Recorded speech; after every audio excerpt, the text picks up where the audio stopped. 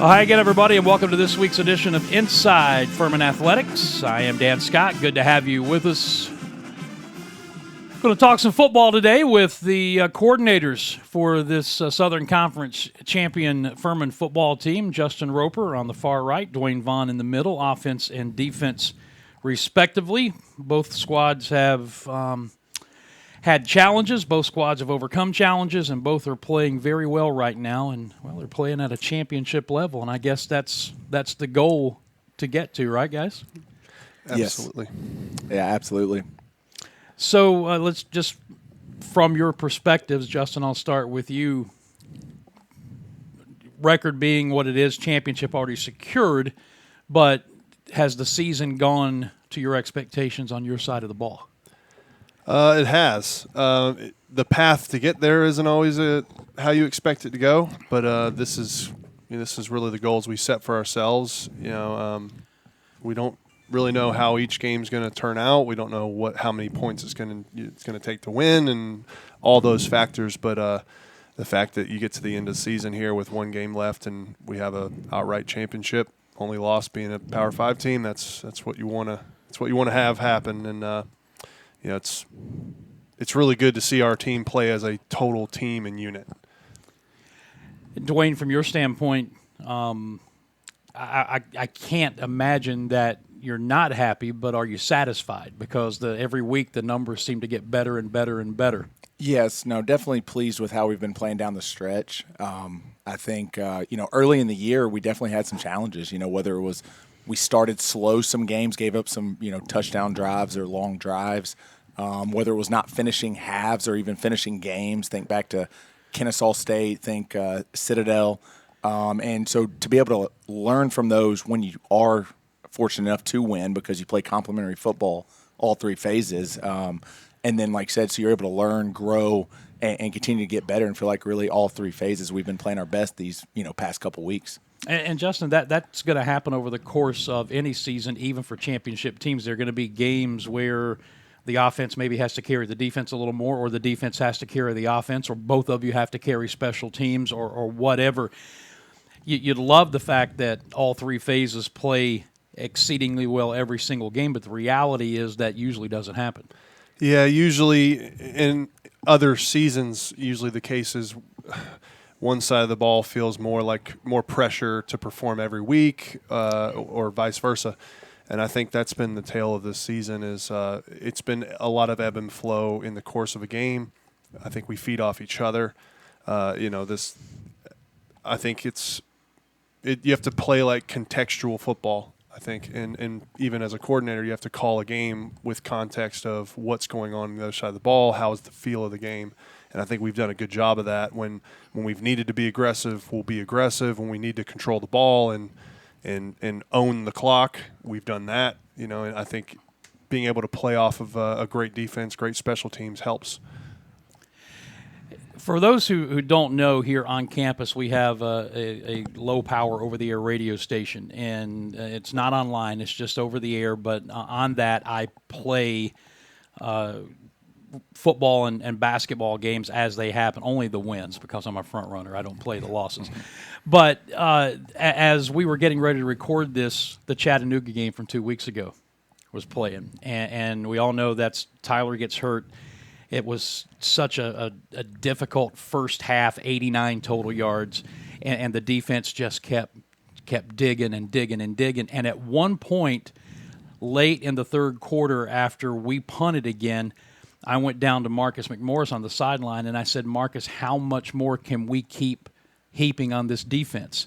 And Marcus's response was, whatever you have to, basically, until the offense was able to get its footing about it. And lo and behold, Justin, I'll start with you, in the fourth quarter with a redshirt freshman quarterback coming into the game, suddenly things finally came together, but it was a defense that allowed you guys to hang in there until it came together in the final period. 100%. I think one thing that always gets lost is most people assume it's always the offense that creates momentum.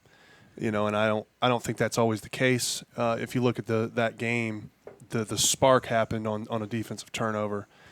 Travis Blackshear's interception run back to the midfield. That's a huge play, and that's yards. It's not something that we accounted for in offense, but it's yards. And then the next play was a big play that we created off of it. So momentum feeds off itself and feeds off each other. And then, with a young QB, when you're changing your game plan mid-game and all those things that go into it with the personnel change, things don't automatically just hit the ground running, and you got to kind of figure out what he can do and what he's confident with. So in the midst of all of that happening and seemingly more and more being heaped on the defense, what's the mindset? What are you telling your guys during the times that they are on the sideline? Yeah, I mean, I think we're just trying to, stay in the moment, play it play by play, not worry about the external, obviously, and that's something I really, am constantly talking to my guys about. We're big on just, staying connected. And there was human nature is you're a defensive guy and you see your, starting quarterback that hasn't lost a game as a starter in the Southern Conference go down in the first quarter. So it's, you can start to try to put a little more pressure on you. And I think that's what's been so important is to not do that and just keep playing and don't worry about the scoreboard. And I know it sounds cliche, but I really think our guys, have learned to just go attack. I think that's been our big mindset on defense, and we look more to attack instead of worrying about score and situation and the pressure and, you're expected to win this game by this many points. I really think we've done a really good job of just kind of focusing in and, going to be the aggressor, and, that's how we're going to play. It helps when you've got a bunch of guys who've been around here for some seemingly 8 or 10 years. But yes, it definitely and does. And Sachovka almost has. But yeah. Yeah, just as long as I think Coach Hendricks. Yeah, but the cool thing about how all of that worked out, the offense finally gets going after that turnover, throw that touchdown pass to take the lead. We've got all the momentum, and then that play happened where your guys on the front line do what they're taught. They get their hands up. They make a great play to deflect the pass, and this guy, it's like the immaculate reception part two. Comes out of nowhere, picks it, and he goes 70 yards for a touchdown. Could have been demoralizing, and yet it was like both sides of the ball just put on the hard hat, grabbed the lunch pail, and went back out and went back to work. Yeah, well, it is demoralizing, but it's not defeating yet. I think that's you have to allow for emotions to happen during a game too. I think right. to act like they don't is ignorant, and I think the challenge between you can be old, but that doesn't mean you're mature yet. And I think that's one thing that our guys have grown in over the course of the year. A lot of old guys, but finding moments of maturity versus just being an old veteran. And that was a good example where it's something that you kind of can't predict and you kind of really can't account for too much, and crap happens. Now it's on our job to go get it back and take the lead. And once we did, now it's defense, finish the game, seal it out. And, just being hardened and being in tight games, there's a benefit of playing almost a tight game every single game. You feel like this is just the way we win every week. And one season is always different from the other, but I think there is some carryover here because with largely the same group of guys, minus Carson playing the starring role, so to speak, you go back to the Samford loss a year ago, and from that point, every week basically was a playoff game, Justin. I think you and I even talked about that from your offense. Yep. So they've become kind of hardened, seasoned, whatever terminology you want to use. It's not something from an adversity standpoint that's going to catch this team by surprise. Yes, I think you're spot on with that. I think we've just played in a lot of tight games. I think one of the big advantages we have is we've got multiple ways to win games. I think of 2 years ago here in Paladins Stadium, we win a shootout versus Western Carolina, and then you go up there to Western Carolina this past year and win kind of a different, grinded out, ball control, rush for 300-plus yards, 9 of 13 on third downs, keeping the ball away from them against an explosive offense. So I just think, that our guys have seen the different ways we can win, and I just truly believe our guys, it's not a if, but how are we going to be able to win each and every week.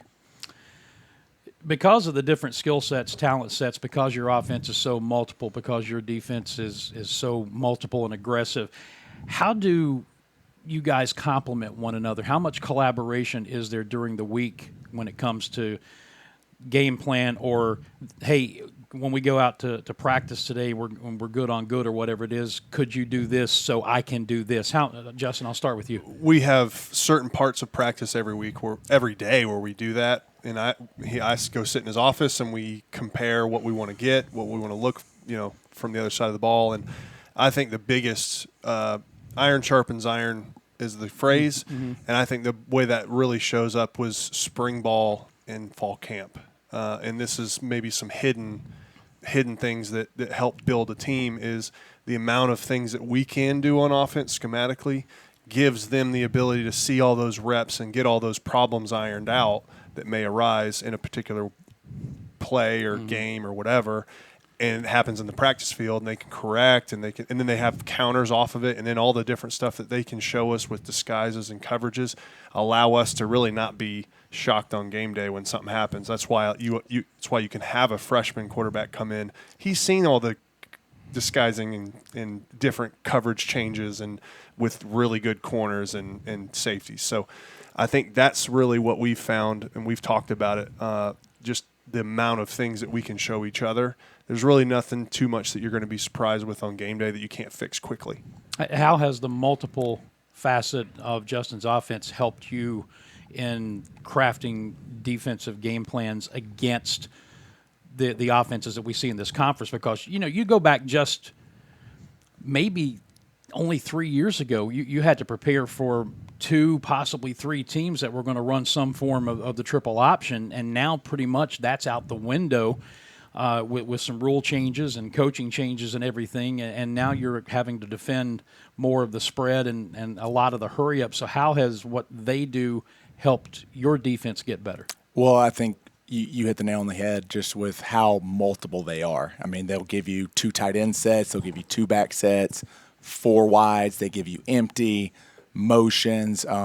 So like you said, we're able to just solve our problems and have really good discussions in the offseason as a staff, both defensively and collectively, our entire staff, so that there's not much that is unique when we do get in a season. And we've already been able to come up with our answers and, kind of create that, encyclopedia, so to speak, of, hey, when you see tight end wing, we like these 4 or 5 things. And you're not having to prepare for stuff on a short week. So I think guys, are able, know that. They have confidence in being able to – you've already defended it before in practice. And I think probably the biggest thing is just our ability to get better, the past year and a half since Coach Roper and his staff came in at just being able to rush the passer and defend the passes because we get to see it, at such a higher clip than we did with the previous offensive staff here. And I think, like I said, just the multiplicity of all the different offensive looks you get to see. The other thing that I think is cool that you and I have talked about before is how well we seem to defend a team like Samford that likes to go at that breakneck speed. And one of the ways that you have kind of, I don't want to say conquered it, but been able to overcome it is by going faster in practice than they can even go in the game by having multiple scout teams ready to go on offense. So as soon as one play is run, another team is running out there ready to roll, and they're actually moving faster in practice than they are in the course of the game. Yes. It's funny. I was downstairs in the hallway looking at the 2013 conference championship team, and, I mean, there looks like there's maybe 75, 80 guys on that team. We fast forward to this year, 2023, and I think we've got 130 guys on our roster, and I just think that's a credit to our culture. We don't lose many guys to the transfer portal.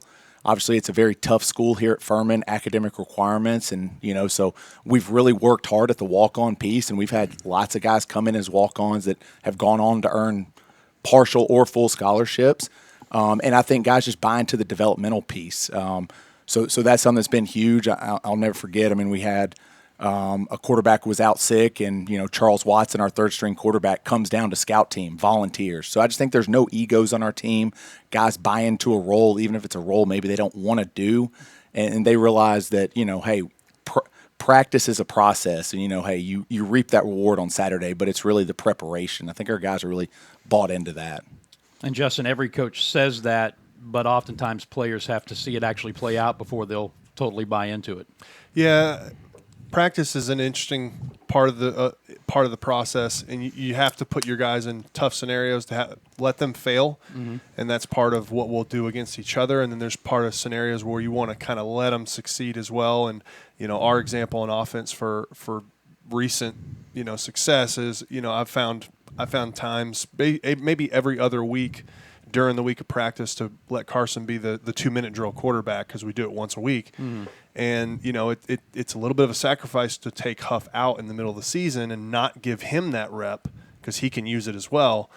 But I'll throw a guy to the fire, and then, putting a freshman quarterback in there and allowing him to make mistakes, but also be able to succeed, and you build off of it, and then the confidence with the teammates that they see it, they build off of it as well. And even to a larger degree than that, Carson doesn't step into that situation in Chattanooga and have the success he did if he wasn't prepared. And I know over the course of the season, you make sure that he gets a number of reps with the first team offense just for such an emergency.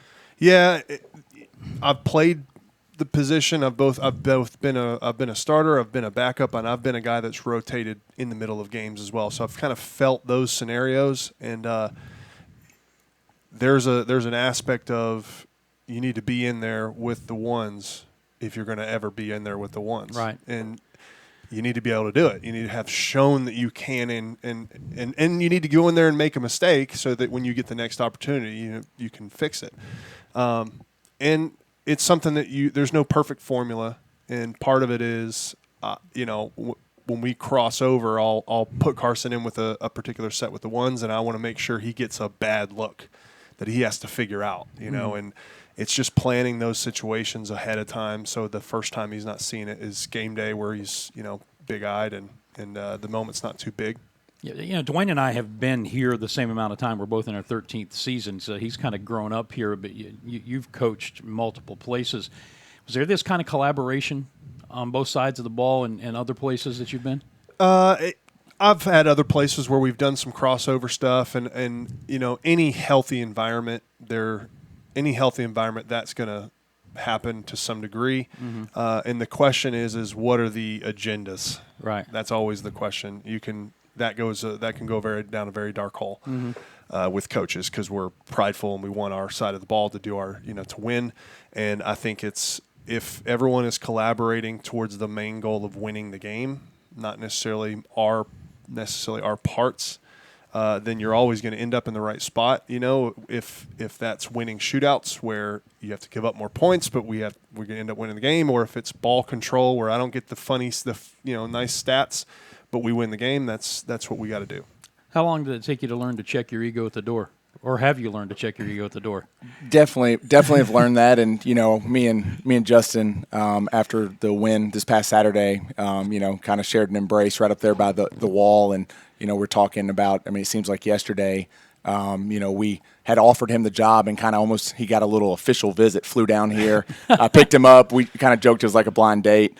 Went to eat at Stacks. Yeah. And truthfully, because he was at a really good situation as the offensive coordinator of Holy Cross, and felt like we had to kind of convince him to hey, join this thing, and hey, you're gonna help take us to the next level. And obviously, absolutely, has happened. And just we're similar in age. And I think just he has a really, really sharp all 22 football mind. So, when we talk about that collaboration piece, there's Tuesdays and Wednesdays we're in there and we kind of get lost in our thoughts, and we look up and we're like, hey, we got to go to position meetings. Yeah. So it's been really fun, just his unique background, being at a lot of different places, learning on some really good offensive minds. And, so I've picked his brain a ton. It's been good. Did you make your commitment on the spot? I usually, because I've been recruited as a player, Yeah. and I usually don't like making decisions on visits, Right. The whole deal.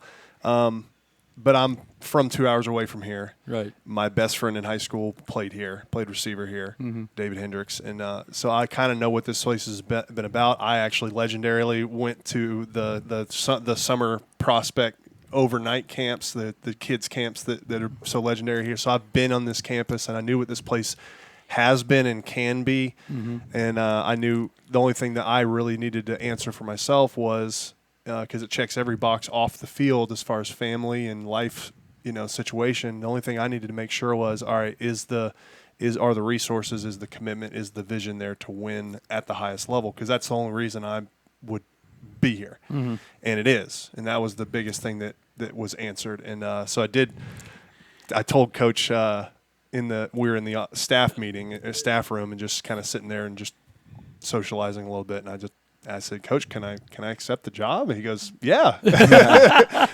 So it was good. It didn't take much, but it's very easy to see how special this place is. So you violated your own principle, but it worked out right. It worked out all right. That's great. Justin Roper, Duane Vaughn, offensive defensive coordinator on this week's edition of Inside Furman Athletics. We've talked about doing whatever it takes to win the game. And there are games that you've had to score more points, and then there are games where it's more beneficial if you do ball control to give your defense a break, say, against a high-powered Western team or a Sanford team, if possible.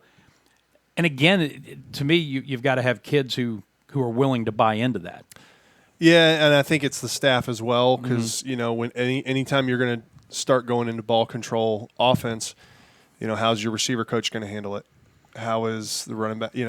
How are his tight ends coach going to handle it? Where all they're doing is blocking right now, it seems. And are the players going to be selfless enough to understand the value of that to be able to get a win when you could give that game away if you're trying to chase points? So I think we don't. We check our egos at the door as a staff as well, and the players feed off that. If the staff would feel like, well, we could beat that guy downfield and score, but they can go, no, that's not what's needed. Our job is to do this. Then the players feed off that, and then they take ownership of it, and they have more pride in winning than stats ultimately as well. Or if Tyler pulls that ball at Western Carolina, and at some point you're saying, get down so we can run out the clock, right? I'd have a hard time doing that as well, honestly. I told him that. I hugged him after the game. I said, technically you're supposed to fall down. He goes, I know. I go, I probably would have done the same thing. and for you, less than 2 minutes to go, a 12-point lead is a lot easier to protect than a 6-point lead, right? Absolutely. As soon as it made it a 2-score game, I said, hey, score it, man. And let's go pin our ears back and get after that quarterback. I know you guys have got some meetings to get to, so I don't want to hold you up too long. But just kind of, if you can, between the two of you, freestyle a little bit and take us through what a week looks like when you're putting together game plans and getting ready playing Wofford this week. Don't give away the game plan, but just what the week looks like from, I guess you start practice on Sunday and then take Monday off because of classes, right? And then get going there. So what does a week look like? I think there's a lot of similarities probably on the same side, on different sides of the ball, and then probably there's some differences as far as how you collaborate, because plays versus defensive stuff is different. Sunday the staff kind of will grade the film a lot of times on their own, and then we'll have a staff meeting at 1:30, I think, and then we'll have our team meeting and kind of handle and put to bed the previous week. All the coordinators kind of get up in front of the whole team and get to talk about how the performance was and just our overall thoughts, and then we'll have our position meetings, and then kind of a corrections practice. It's more to kind of work out lactic acid, get moving around and run. And then there's a little bit of corrections from stuff we didn't do well the previous week. And then, for offense, Monday is a big day where the way I kind of handle it is throughout the week, everyone kind of watches stuff on their own. We have kind of an order of the formations we start watching and how they would cover and what we want to run. And then we have kind of like checkpoint meetings, so we'll have a personnel meeting in the late morning on Monday, and then we won't meet again until like the late afternoon, and then that's where we kind of start going through the different formation sets that we may or may not get in. Mm-hmm. And then Tuesday is where we'll finish it and maybe look at some of the third downs. But it's a lot of kind of guys watching on their own, getting their own notes, and then when we come together, my job is to kind of navigate us through those things and hone ideas together into a cohesive game plan. Well, like a conducting an orchestra, you've got to bring all the instruments A together. little bit like that, Yeah. you know, and everyone has their skill set. Everyone has their own set of eyes that they'll see, and they'll see things I won't, which is good. And then they'll see some things that maybe they hadn't thought about the full picture yet, or whatever the case may be. And that's kind of how we put it together offensively. And then we'll get together we kind of break apart the scripting stuff. So each coach kind of gets some stuff they need to get through the week of practice. And then I'll collaborate with Duane as far as what we want to see from them on certain crossover periods, and kind of do that each day through the week. From your standpoint? Yeah, I think very similar. I think Sunday's just a big, I kind of, give certain days, kind of a theme, and kind of say Sundays tell the truth. And it's, be able to, watch the film and always tell our guys, man, be your biggest critic. Because as soon as you're not and you start trying to bask in your good plays, that's when complacency creeps in. Monday's very similar. I think we have a very similar philosophy. And, let's let 5-6 guys go watch individually and divide and conquer, opposed to us all sitting in one room watching the same play. I just don't think that's very efficient. So Monday, and like I said, give guys ownership. Obviously, Coach Spangler, Coach Mainso with the coverages we want to run, Coach Byers and Coach Lewis with kind of the fronts and the pressures, and very similar, kind of come together Monday night, come up with our base down game plans. That's first and second downs. Tuesday morning, right before we jumped on this with you, just really finalized our base down game plan Tuesday morning. So Tuesday's kind of the meat and potato day, all your base down stuff. And then Wednesday for us, we get more into our specialties. That's third down, that's red zone, and we'll do a 2-minute drill. And then Thursday's really just, always, really just playing fast. You should be at your fastest on Thursday, have confidence in what you're supposed to do with each call. And I think something we've been able to do is just, a lot of carryover, having an old group. I mean, we're not trying to reinvent the wheel every week. I mean, we're using a lot of the same calls, maybe just giving a little different presentation. And no, I think our guys are really bought into the rhythm at which we practice. We don't change it up very much, but they don't get bored with it. What was it like for you guys to come out here last week, practice and get ready for the game, and see that 2023 have already gone up on the building out there? It was a little surprise for me. I didn't know they put it up that fast, but it's pretty cool because it's how long it's going to be up there, and the fact that, to me, I think this week's going to be even more validating because we don't share it with anybody. It's outright, and I think that was our focus all last week. And then this week, the message I told guys was, you don't really ever need a reason to win a game. Mm-hmm. It's just, if you're competitive, you want to win everything you do. Right. So, and I think that's who our guys are. Both of you are relatively young. Obviously, we're not around here 88, 89, 90 when this program was really running at its peak, including the 88 championship team. But some of the things that are being done last year to this year, the combination of the two, are approaching or have matched in some way surpassed things that had not been done since that era. What does that mean to you? I think it's very special to me, obviously, having been here for 13 years, playing for Coach Bobby Johnson at Vanderbilt, playing for Coach Robbie Caldwell, came here with Bruce Fowler. So very intertwined into the history and the tradition. I joke with some of the guys that are part of the FFPA that feel like I've, at this point, almost adopted in to kind of the Furman family. And so it's very special, and that's something, obviously, having Coach Spangler and Coach Hendricks, they've told stories, and we've heard all about how legendary those teams are. So I think it is, anytime you share the same sentence with the national championship team at 88 and a team that may have even been even better in 89, it's very special to me. Final thing, and I'll let you guys go so you can get to your meetings, but I just sensing from the contact I have with fans, I think there was a question, could Furman ever really compete for another football national championship because of the way the landscape has changed even at the FCS level until last year and the run we made, and I think everybody in this room feels like we should have beaten Incarnate Word and gone on. But I think last year, at least in my mind, and I think in the minds of a lot of people, answered the question, can this school win another national championship? I believe the answer to that is yes. So my final question to the two of you is, what next level of performance do we have to get to in order to achieve that ultimate goal over what would be the next almost 2 months, month and a half? What has to happen for Furman to be in that conversation? Justin, I'll start with you. Well, I think we're already in the conversation, and then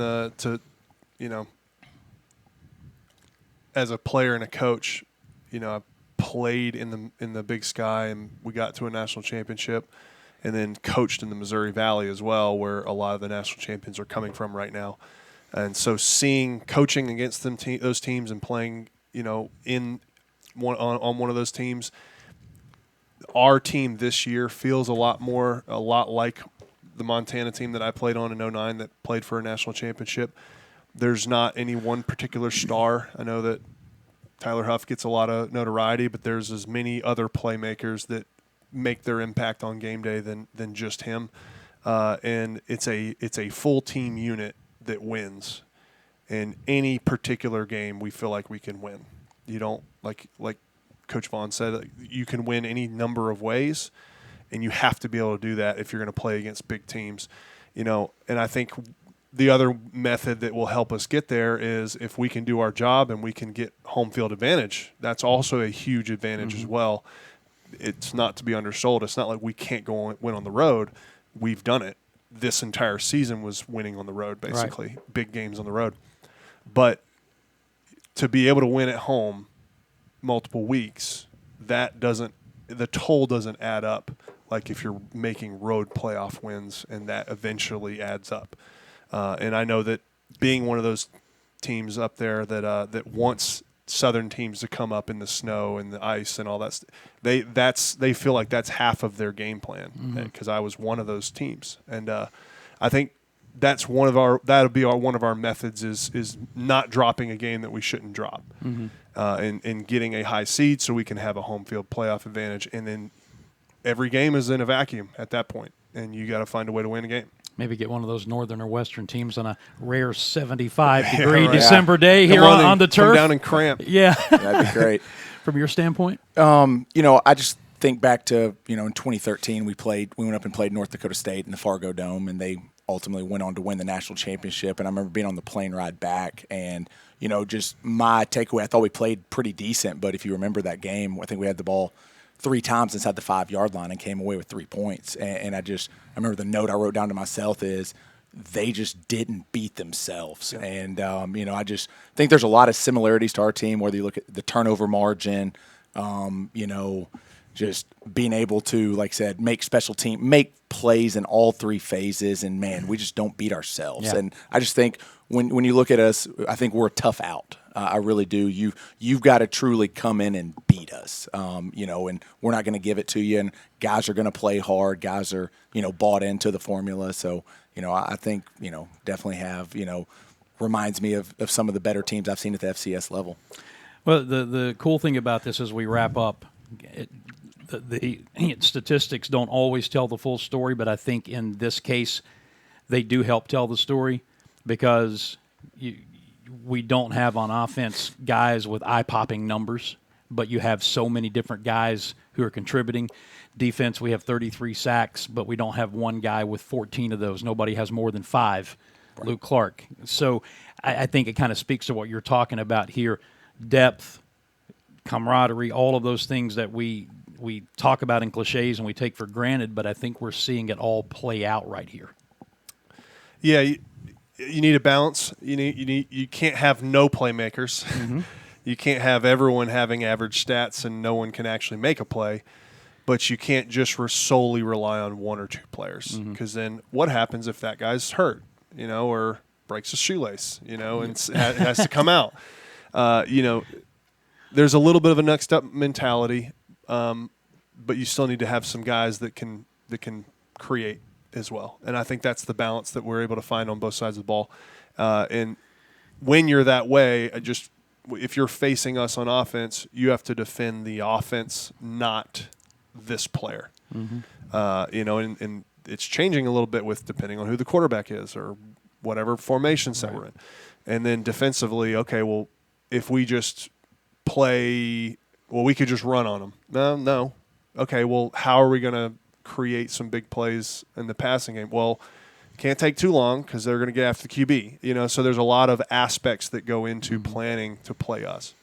What about this luxury of having basically 2 full sets of defensive linemen that you can shuttle in and out? That's been really nice, and I will say, I mean, that's something that Coach Lewis truly brought here. I will not take any credit for that, and I think, he played at a high level at Virginia Tech, played on some really good defenses in the early 2000s, and, playing specifically D-tackle. And he's like, Duane, it's different in there getting leaned on by 600 pounds of bodies. He goes, you don't want to do that for more than 3 to 5 plays. You need to get them out, and that's something we're just able to stay fresh, and I think we've been able to play some of our best ball down the stretch in the third and fourth quarters.